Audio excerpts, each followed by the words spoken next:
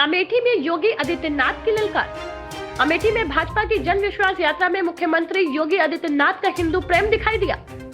CM योगी ने कहा कि हम लोगों में कोई छुपाव नहीं है, कोई घबराहट भी नहीं है। जब मुख्यमंत्री नहीं थे तब भी यही कहते थे, आज भी कहते हैं और आगे भी यही कहेंगे कि गर्व से कहो हम हिंदू हैं। सीएम योगी ने बिना नाम लिए कांग्रेस पार्टी पर जमकर निशाना साधा। सीएम योगी ने कहा कि देश में सांप्रदायिकता विरोधी कानून लाकर हिंदुओं को कैद कर देना चाहती थी, उनकी आस्था के साथ खिलवाड़ करना चाहती थी और जब कोई चुनाव आता था तब ये लोग हिंदू बनने निकल पड़ते थे।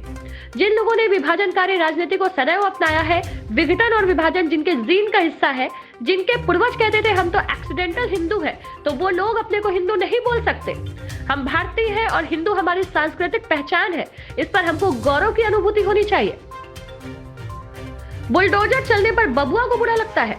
सीएम योगी ने कहा कि कोरोना काल में सपा, कांग्रेस और बसपा का कोई भी कार्यकर्ता, कोई नेता, कोई जनप्रतिनिधि इनके राष्ट्रीय अध्यक्ष से लेकर सामान्य कार्यकर्ता तक जनता के बीच नहीं आया था। चुनाव आते ही ये लोग जहां तहां अपने दर्शन देने आ रहे होंगे और चुनाव बाद 4.5 साल तक गायब हो जाएंगे, फिर नहीं दिखाई देंगे। सीएम योगी ने कहा कि प्रदेश सरकार का बुलडोजर तब चलता है जब उस समय समाजवादी पार्टी के बबुआ को बुरा लगता है, भाई और बहन को बुरा लगता है।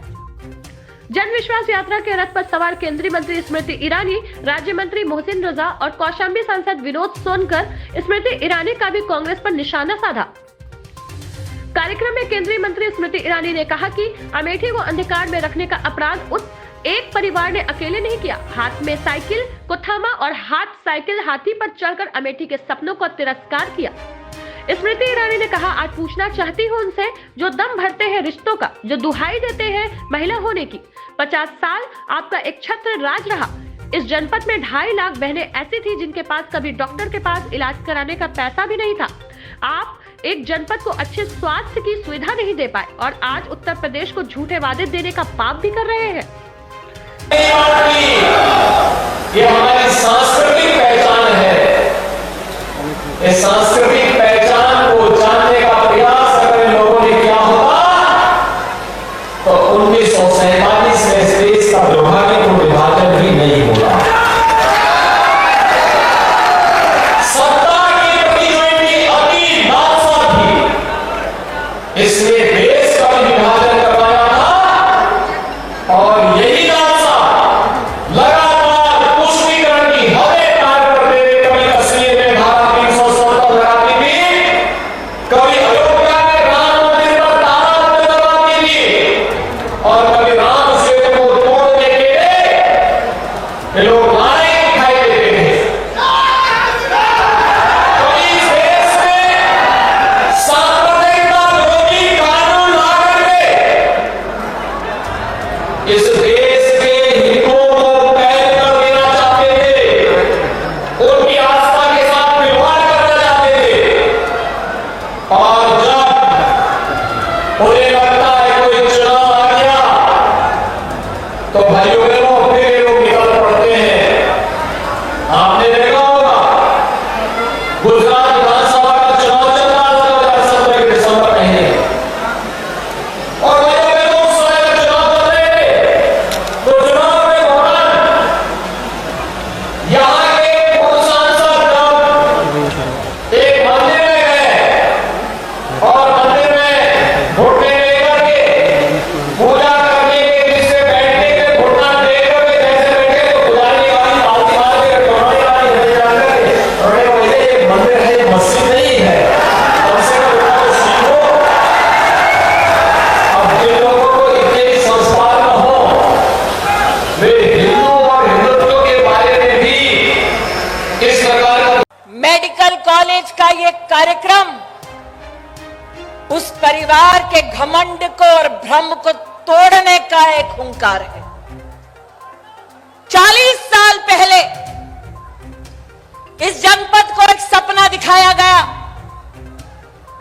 कि जनपद की जमीन उस परिवार के सुपुर्द कर दी जाए और वो खानदान इस जनपद को एक मेडिकल कॉलेज बनाकर देगा। इन 40 सालों के अंतराल में किसानों से जमीन ली गई, यह आश्वासन देते हुए कि वो एक खानदान जनपद के उज्जवल भविष्य देगा।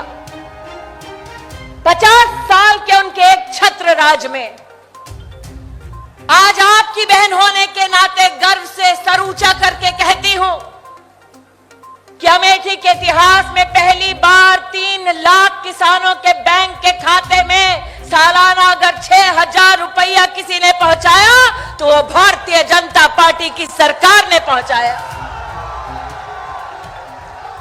अमेठी का एक गरीब एक किसान मोहताज था उस खानदान के, और अमेठी को अंधकार में रखने का अपराध उस परिवार ने अकेले नहीं किया। हाथ ने साइकिल को थामा, हाथ और साइकिल हाथी पर चढ़े और उन लोगों ने मिलकर अमेठी के सपनों का तिरस्कार किया। इसलिए आज जो वो 3 राजनीतिक दल 40 साल में न कर पाए, वो मेरे प्रदेश के मुख्यमंत्री और मेरे देश के यशस्वी प्रधानमंत्री ने 4 साल में कर दिखाया। ये मेडिकल कॉलेज इस बात का प्रमाण है, इस बात का गवाह है। जगदीशपुर अमेठी से हमारे संवाददाता मनोज यादव की रिपोर्ट।